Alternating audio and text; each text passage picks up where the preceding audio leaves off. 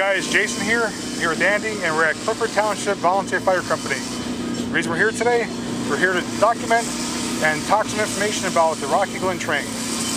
As you can see, they have their sign here from Rocky Glen, and Andy's going to go into detail and explain the history about it, how it came to this area, to these grounds, and then we're going to show some close-up footage of it, and there's also some other information we're going to share with you as well. So hopefully you guys enjoy the video. Well, welcome to all JPVideo subscribers. Obviously, we are at the train at Clifford Township, and it's a very interesting story. How did Clifford Township obtain a train from Rocky Glen Park? And it's a very interesting story. The train's actually much older than you may understand. It actually was put into the park in 1924. And so we're nearly 100 years of this train operating, which obviously will be in 2024.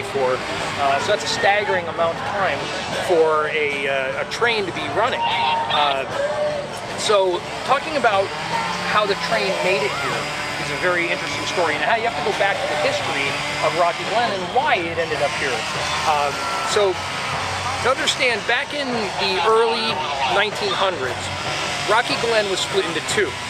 You had the Frothingham, who lost half of his to a gentleman named Edwin Williams, or E.S. Williams as he was known. He built the dam in 1903, and in that time, Frothingham did not pay for the building of the dam.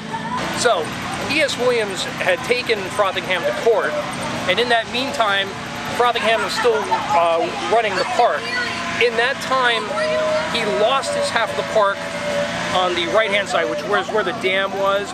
Those of you who remember Rocky Glen in the 80s, that's the side where the bumper cars were, the carousel. So he owned the one side of the park after he lost it in court. So why is that important? Well, Frothingham still owned his half, but he eventually wanted to get out. So while E.S. Williams was running his half, you had Frothingham on his side of the park sold it to the Nowlin and Jennings Corporation, which became the Nowlin and Jennings Amusement Park side of Rocky Glen. So we effectively had the two halves of the park. But in 1921, when it was sold, there were no rides on the Nowlin and Jennings side. It was essentially just a picnic park at that time. It was by 1924 that they had added some rides onto Nowlin and Jennings side. So the E.S. Williams side, which was run at that time by A.J. Duffy, Mr. Duffy had a coaster that was built in front of the dam, known as the Mountain Dips Coaster, that was built in 1920. The Nowlin and Jennings realized that they have to get stuff as well. So they got the Pippin Coaster, which was built in 1924, and also the Tokyo Canal, which was below the Pippin Coaster, and they also got a train. Now, that particular train is the train that's here today in Clifford Township in Susquehanna County, Pennsylvania. It's a very old train, and for nearly 100 years, it's amazing that it's actually still running. They're telling us that the rails are actually the original rails that went in the park at that time. So that's astounding that it's still running. So Nowlin and Jennings both had their half of the park, and the other half, which was E.S. Williams, eventually became run by Murphy and Esslinger, who were Laurel Line guys, and then they ran, when they got out, Ben Sterling then became the manager of the park until 1936. After 36, he became, after 1941, he now became the owner when E.S. Williams passed away. Then we had the Sterling side and the Nowlin Jennings side. The interesting thing to remember is that the park was in harmony all the way up to the 40s. And then something happened in the 40s. Automobiles became a little more popular than riding the Laurel Line to Rocky Glen. It caused a rift between both owners and both sides. You had Ben Sterling, who did not want to charge for parking. You had Nowlin Jennings, who wanted to charge for parking. So you had these two factions who were at war with each other. And in that time frame, they decided that they were going to build a fence. It was actually Ben Sterling who was the guy who built the fence, which essentially split the park in half, literally, with a wooden fence The fence was put down the middle of the park, and then it essentially split the park. You could not access the park without having to go out and around. But that actually became the catalyst to why the train ended up here. So in 1950, Rocky Glen experienced a really big fire. I personally call it the Great Fire of 1950. What happened was, apparently a fire started in the Pippin Coaster, and it spread to Nellen Jennings' Tokyo Canal, which was a water ride, or an old mill, as they call them. It's the precursor to the water flumes that you would see at Knoebels. Spread over to the Crystal Dance Pavilion, which had been remodeled into a fun house. And the Sterling side of the park, he lost his Penny Arcade, which was actually a part of the Loreline Station. So what happened in those days, Nellen and Jennings basically lost their biggest attraction. But in that, you had his stuff that was on one side, like the train. He had a seaplane ride, but they didn't really have a lot of stuff. Plus the fire was their responsibility, and there were insurance concerns at that time. So what in the end happened is that Nellen and Jennings sold out. Unfortunately, Nellen and Jennings and Sterling were bitter rivals at that time, that Sterling wouldn't even buy the land from them. There was a middle person whose name was Benjamin Volka, who purchased the park from the Nellen and Jennings in December of 1950, and then he sold it to Ben Sterling in January 1951. So what does this mean for the train? Well, the train was now Ben Sterling's train. But Mr. Sterling, because of the split in the park, we had a lot of duplication on both sides of the park. Obviously there was the $1 Million Coaster, which was on Sterling's side. You also had the Pippin, which then burned. But there were also two trains. So in the years of 1951 to 1954, they decided to end the duplication of rides and make the park one complete piece with one set of rides. So they don't need two merry-go-rounds or a Ferris wheel. They wanted one of each for the entire park. So Sterling now owned this Nellen and Jennings train after 1951. But he had his train by the $1 Million Coaster, and that was a newer train, obviously by almost 25 years. So he made a decision to keep that train. This train became expendable. Now, as the story has been told, persons from the Clifford Township Volunteer Fire Department purchased the train from Ben Sterling. And then they brought it up to Clifford Township to their fire grounds. Now, an interesting tidbit that I did not understand, this was not always here where it's currently located. According to the Clifford Township personnel, it actually existed for a couple years at their old picnic grounds before it was moved up to its current spot where it stands today off the side of Route 106. So this train essentially became expendable. That's how a train from Rocky Glen made its way from Moosic, Pennsylvania to Clifford Township, Pennsylvania, and continues to ride today. And with a lot of TLC, they rebuilt it. They've had to make modifications over the years. It used to be a third rail train at that point, which most were at those days. Even the Loreline had a third rail where many people had actually been zapped by touching it. This also was a third rail, but had to be converted to keep it going because it essentially was a technology that's not used anymore, the third rail, especially out where people can walk. Subways are a little bit different. People are not walking in subways. But that's the story of how the Rocky Glen train from Nellen and Jennings' side of the park in 1924 made its way to Clifford Township. And as I had mentioned, it is nearly 100 years old. And that's pretty interesting because I believe that this is the oldest existing original ride from Rocky Glen. I do not believe there are any others out there that are as old as this. There may be carousels that still exist, but there was never really an original carousel for Rocky Glen. Some have burned, some were dismantled. The last one, I think, was only there for 5 years, so it was not a grand carousel that had been here for 100 years. So that is the story of how the Clifford train, the old Nowlin and Jennings train, made it to here. So I'd like to encourage everybody to also check out the Rocky Glen Park Facebook page. It's called Rocky Glen Park Memories. Sign up, like, share. This video will eventually make its way there.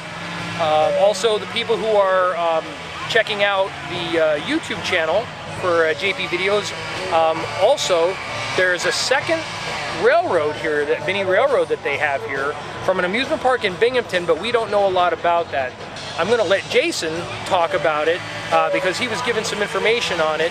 It's very interesting. It also came from an amusement park, so there may be enthusiasts in the Binghamton area who also are looking for history of their park, and it might be here and they don't even know it.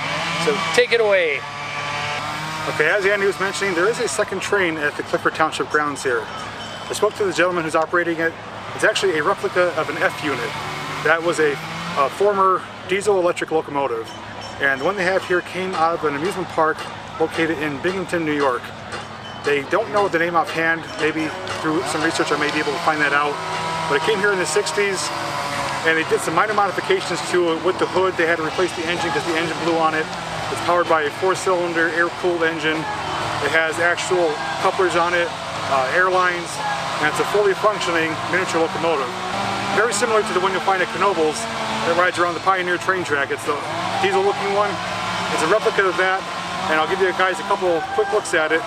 And for how old it is and the condition it's in, it's a very smooth and really great operating locomotive that they have here. A lot of people come strictly for the Rocky Glen train, and they mistake that one as being the Rocky Glen train. But in essence, they are two separate trains. They run on two separate tracks. So when you come here, you have the opportunity to ride both of them.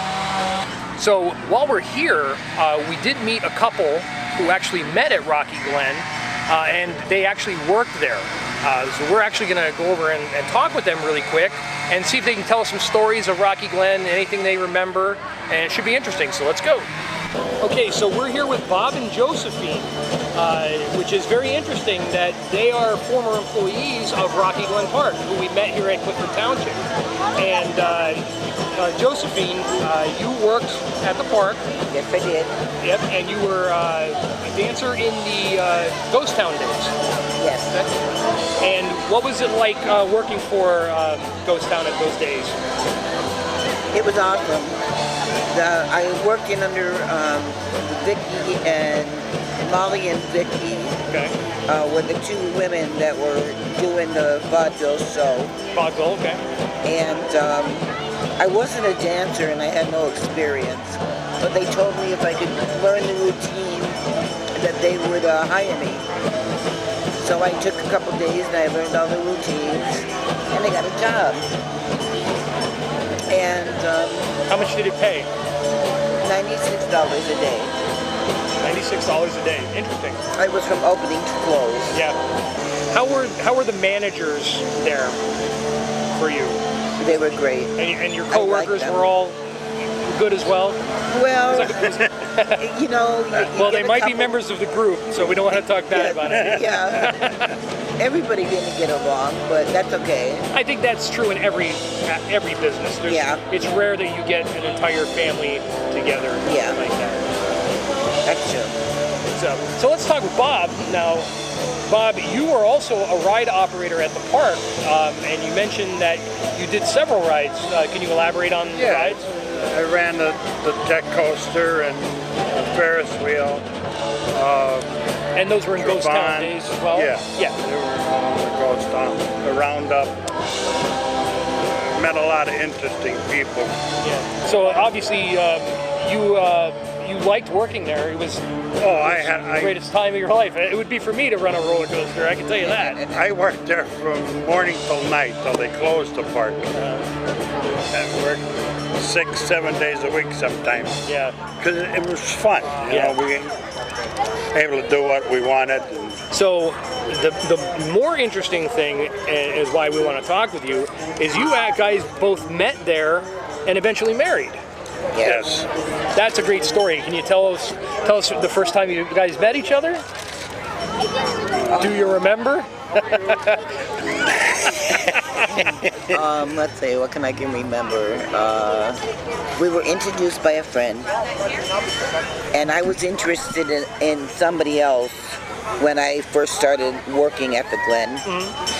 And then that relationship just kind of dwindled away. He was a gunfighter. Sure. And then I met Bob, and we seemed to hit it off right away. And in June, we were just married 45 years. That's great. Congratulations on that. Thank you. 45 years. And it's funny, the Glen has been gone now for 30 years. Well, it closed in August of, September of 1987, but it was auctioned next month, 30 years, on August 26, 1988. That's what I really call its death day, because there was no way the park was coming back when all the rides were gone. But that's an amazing story that you guys met at Rocky Glen, have been married this long, and you have a wonderful family. I did get to meet a couple of them, and you have grandkids as well. But this is why we want to share these stories, because a lot of people don't understand what Rocky Glen meant to our ancestors who used to go there to relax, to work, stuff like that. So it's a very interesting story about the Glen, that there's not really that many parks who have the same stories that Rocky Glen did. Tell Jan Foster we said hello when you talk to her. Oh, we will. Absolutely. Shout out to Jan Foster as well. Even after work, we used to go over to the outlet and group the gunfighters, can dancers, ride operators, and we'd build a bonfire. We'd have a party. They'd sing with the guitar. That's interesting. And we'd swing off that rope swing. The rope swing is a topic that Jason always brings up, because if I remember correctly, the rope swing was there till the mid-90s, early 2000s, and it finally fell down. The tree came down. So people use the Glen way beyond its closing time. There are people who still go there as well, but unfortunately the rope swing is gone.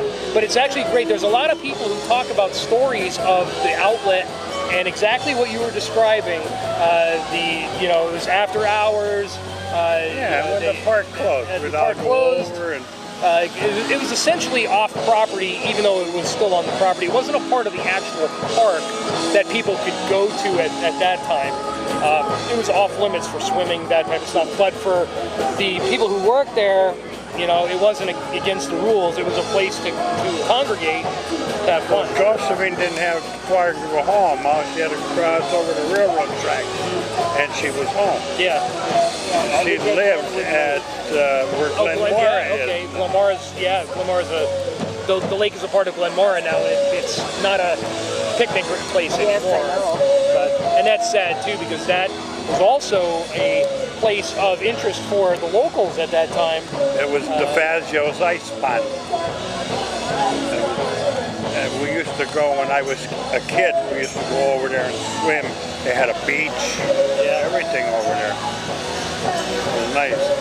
The Rocky Glen was more popular just because it had rides. But you had to pay for some of that stuff, where Glenwood Lake, you could just go there and enjoy it. I don't recall if Rocky Glen in the early days that you could go there without paying and just enjoy the swimming. I think you had to pay to get into the park, but I don't recall. I think Ben Sterling, when he was running it, you could just come in. It was free admission, but you paid for the ride. Yeah, and I think when Ghost Town came, they did the different, where they made you pay to get in, but the rides were included, so it was a reverse thing, which, of course, Knoebels still uses that ideal like Ben Sterling had, where you don't make everybody pay to get in. I can tell you personally, I don't like going to Hershey Park because I got to pay $80 to get in, and I can't get on enough rides.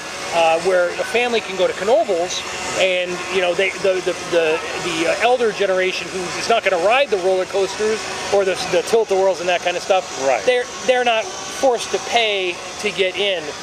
Now, I believe Ghost Town back then was like $5 to get in.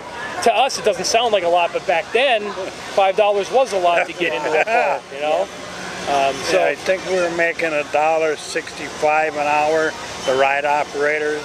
Yeah, $1.65. That's hard to fathom, like in today's age, you'd only make that much at that. Let me ask you this: as employees, were you allowed? Did you get discount on food? Yes. Or free food or anything like that? Discount food. Discount. Yeah, they always gave us a card every week, and you take it and punch it. Yeah. Was there a limit, or was it kind of, if you're on your shift, you can get whatever you want? No, you get whatever you wanted. Yeah. And that's an interesting thing, because you keep your employees happy, you know, and it promotes camaraderie, family. Like, I would want to work somewhere who's going to give me a free meal while I sit there in the summer sweating, you know, on a hot day. Drinks. Yep, drinks, like waters. So were there any employee days like that? Obviously we know about ethnic days, but did the employees have their own day where they got to come and just enjoy the rides? I think when Ben Sterling owned it, they did. They did? Yeah. Not when Ghost Town and the Glen had it, no. Those corporations, they take over, and it's all about money. You know, Ben Sterling, for what he was a great promoter. You know, he did a very good job at it, and he kept his employees very happy. You know, unfortunately, in the end, Ben just got too old. He could not continue running the park, and he sold it in '71, but he passed away not just 2 years after that. So he almost to the end, his dying day, he worked at that park and wanted it to be as good as it does. I'm not sure what he would think of today, that he would know that it's gone. I don't think they ever thought it would be gone. I think they always thought it would have existed in some fashion, just by different owners over time. But you know, it's sad to think that, you know, your grandkids now will never understand what it was, or what was the place that my grandparents had met. They'll only know Knoebels or any of the other bigger parks that exist, Hershey, Dorney, and that's not a knock on them, but it doesn't have the same feel. You know, talking with the people here, you know, they made mention that they own all the rides here.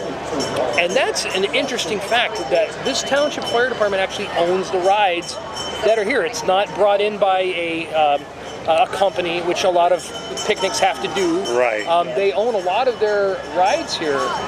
That's astounding to know that they actually own that. Me personally, if I was a part of the fire, I'd have it open all the time. I'd be giving out the birthday parties, all kind of stuff. But unfortunately, I'd be the one riding them all the time, and we'd never make any money. But I do want to, you know, thank you guys for sharing your story. It's a great story, you know, and you know, I can't thank you enough for hearing this. And the good thing is that, you know, people from the group will also hear it, and they'll make comments. I don't know if you guys are on the internet or not, but I'm sure family members can look it up for you, and they'll tell you what people are saying about the video, and you know, hopefully they'll comment, you know, that it's a very heartwarming story. I find it very heartwarming to know that, you know, that Rocky Glen brought people together, and there's many other stories out there, and we want to capture them, as many as we can, before, you know, I'm gone.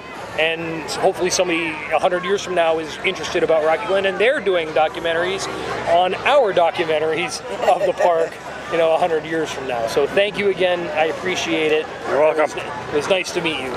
Same here. It's great. All right, fans of JP Videos and also the Rocky Glen Facebook site, we are here with Walter, the Assistant Chief for Clifford Township Volunteer Fire Department.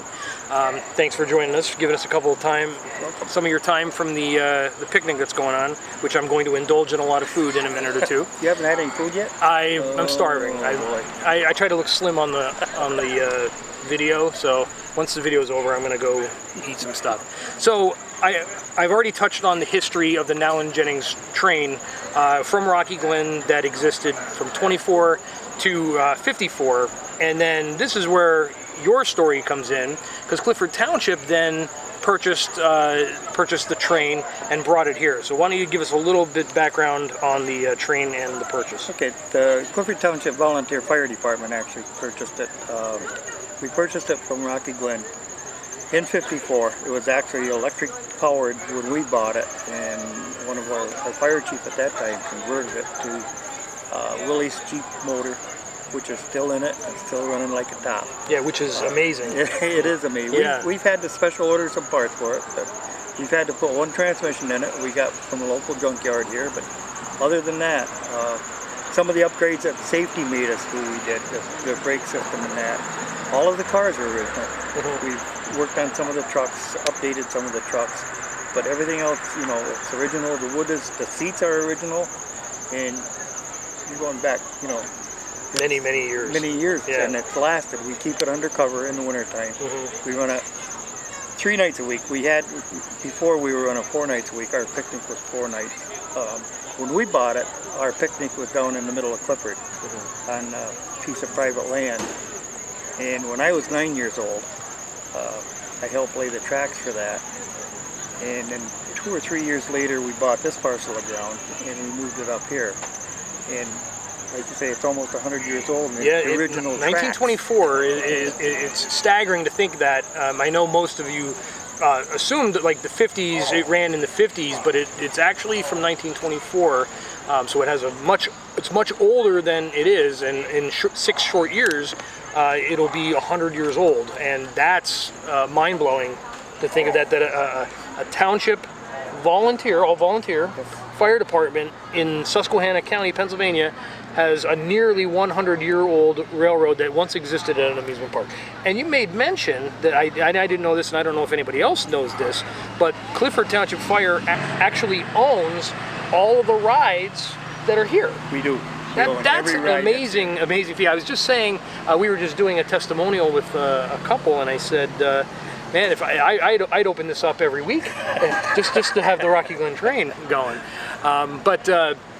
But that's amazing. Can you elaborate on some of them? I know you mentioned the car. One ride was actually built by a member. The kiddie car ride was built the first or second year.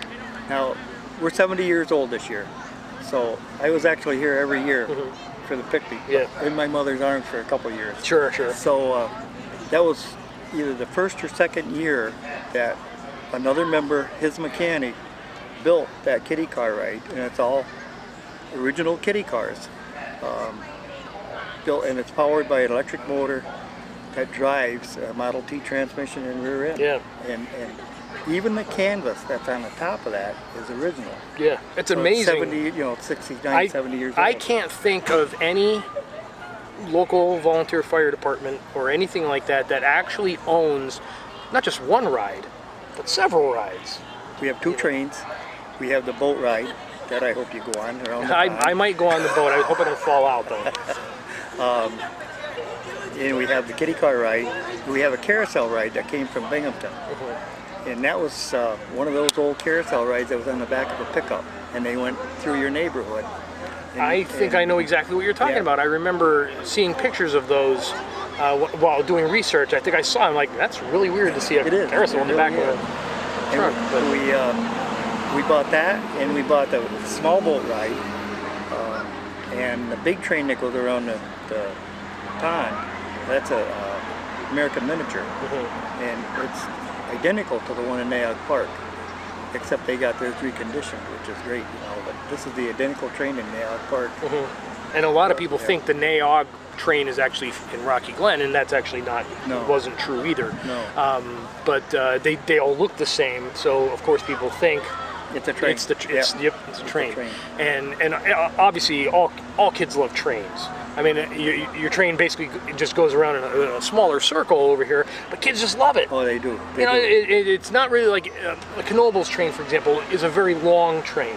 Goes out into the woods, and the Rocky Glen train was just almost like that. It went out into the woods and came back, but the way you have it configured, it's literally almost oval shaped, but kids love it. Yeah, they do. They never go, I don't want to ride. There's a waiting line all the time. It's amazing. It's really, really amazing.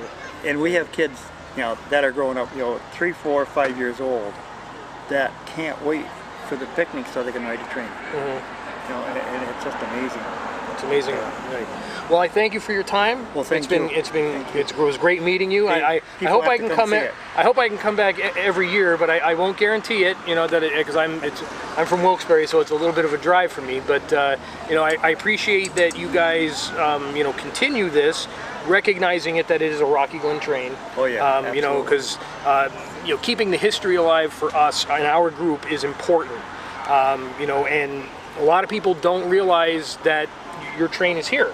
That's why we want to promote it as much as we can when this time of the year comes around, so that people have that opportunity. I only have a week window to come up and ride a train that my great-grandparents may have ridden. Right. You're right. And that's the thing to keep in mind is, you know, my grandparents or great-grandparents could have ridden that train, and I'm about to ride it in the same fashion. Exactly. And that's something that people in Rocky Glen don't think they can do anymore. And sure enough, you know, here's a train that exists from the park. So again, I appreciate all you guys do, especially as volunteers. You know, because volunteerism is, you know, waning, but I'm sure Clifford Township appreciates what you guys do for your township. A lot of support from the community. But thank you again, Walter. It was great meeting you. Thank you. Nice meeting you. And take it away, Jason. Okay, so that's the story here in Clifford Township, the last existing and oldest original ride from Rocky Glen. And I'd like to thank Jason for coming up here to film this segment. Obviously check out his videos on JPVideos on YouTube. Check out the Rocky Glen Facebook page at Rocky Glen Park Memories. Just search it, you'll find it. And also, if you want to find more Rocky Glen videos, just go to my playlist. I have one specifically for Rocky Glen. Click on that, it has all my previous videos. And if it's okay with you, I think we're going to finish this video by taking a ride on the Rocky Glen train. I can't wait. Let's go. I mean, this is an amazing train, as mentioned in the video, that it's from 1924. That's when it first went in operation. And it's still in existence here with just minor modifications that they've done to the track, new engine and stuff like that. The interesting to think is that, you know, my great-grandparents or grandparents could have ridden this train, and now I'm finally riding the same train that they may have way back then.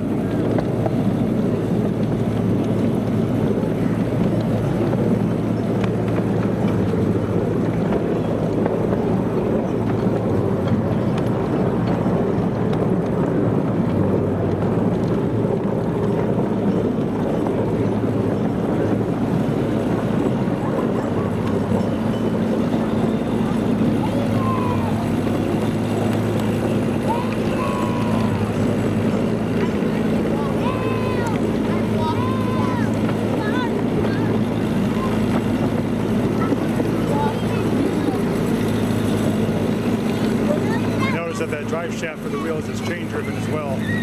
That's interesting. Not to mention the brakes that are actually on the bottom. Yeah. The brake system that they had to actually create for safety reasons.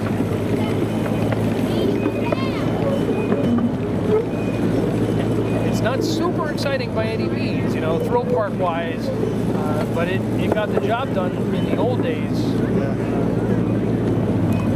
Back when it used to work at the Glen, it went way beyond where the jet coaster was and into where the picnic pavilions used to be. So it was an interesting ride, almost like Knoebels is a ride out in the woods. It was the same thing at Rocky Glen for the Nell and Jennings the Nell and Jennings Railroad.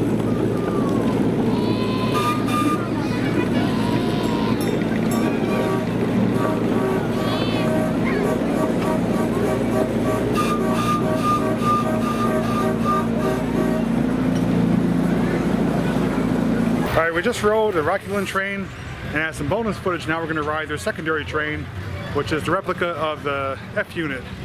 So we're going to get on board and check it out.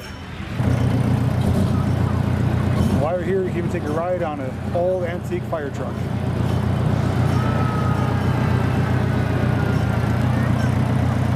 As mentioned, this train came from Binghamton in the 1960s from a former amusement park, and it's been operating here, putting smiles on people's faces 3 days every year.